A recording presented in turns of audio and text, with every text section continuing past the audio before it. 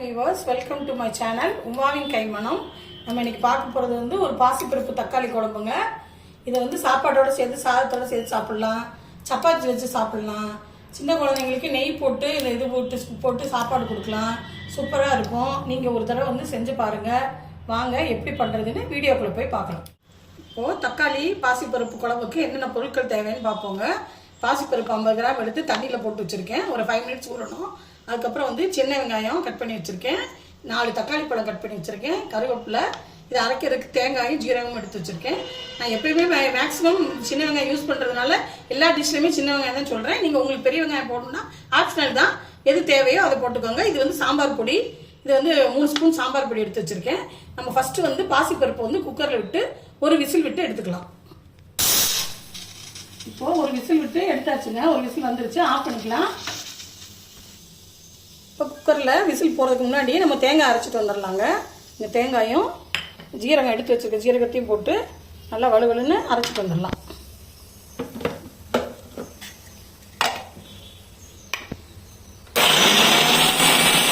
இப்போது பாசிப்பருப்பு வந்து ஒரு விசில் விட்டு எடுத்துட்டோங்க. அந்த பாருங்கள் நல்லா வெந்துருச்சு.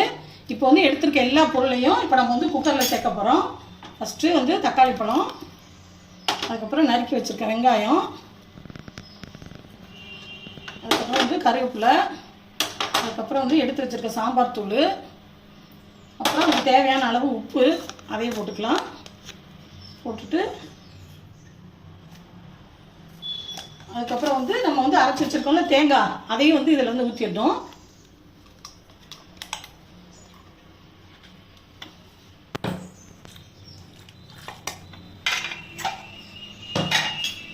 எல்லாத்தையுமே நல்லா வந்து கலந்து விடலாம். இப்போ வந்து தேவையான அளவு இன்னும் கொஞ்சம் கூட தண்ணி சேர்த்துக்கலாம். நம்ம வந்து சாதத்துக்கு யூஸ் பண்ணுறோன்னா இன்னும் கொஞ்சம் தண்ணியாக ஊற்றிக்கலாம். சப்பாத்திக்கு யூஸ் பண்ண போகிறோம் அப்படின்னா இது ரொம்ப நல்லாயிருக்கும். அப்படின்னா கொஞ்சம் கெட்டியாக வச்சுக்கலாம். எவ்வளோ தண்ணி தேவைப்படுதோ அந்த அளவுக்கு தகுந்த மாதிரி தண்ணி ஊற்றிக்கோங்க. ஊற்றிட்டு நம்ம குக்கரை மூடி வச்சுட்டு ஒரே ஒரு விசில் விட்டு எடுத்து தாளித்தோம்னா நம்ம குழம்பு வந்து ரெடி ஆகிடும்.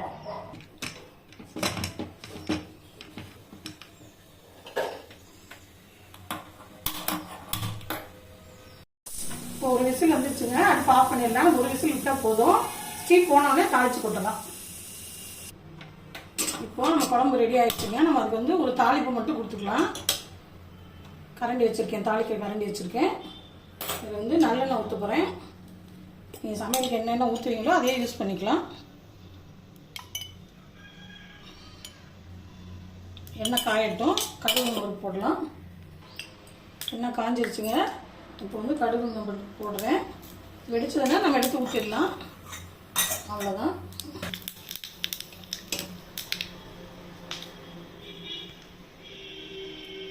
இப்போது கடுகு நம்பருக்கு வெடிச்சிருச்சுங்க. நம்ம வந்து அதை சுற்றி குழம்பு ஊற்றிக்கலாம்.